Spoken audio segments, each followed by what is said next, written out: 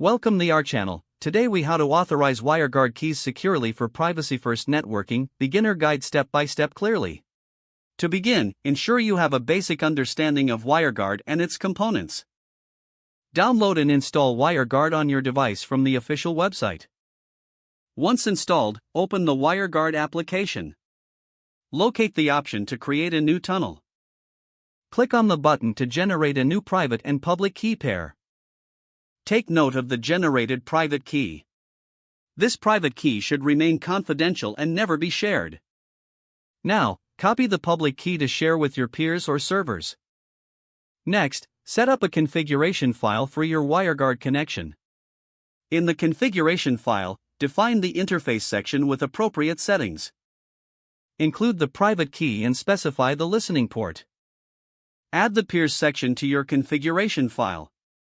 In this section, include the public key of the peer. Also, set the endpoint for the peer's server address and port.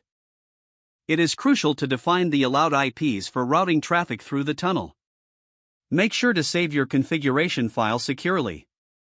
Now, navigate to the WireGuard application to import your configuration. Select the option to add a tunnel from the configuration file. Once added, activate the tunnel to establish a connection. To verify the connection, check the status within the WireGuard application.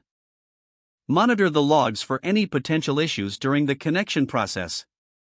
For added security, consider implementing a firewall rule to restrict access to only necessary services. Remember to regularly update your keys and configurations for optimal security.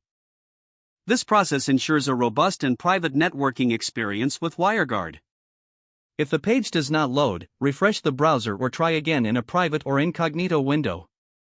Make sure you are using the correct email address, then retype it carefully to avoid small typos.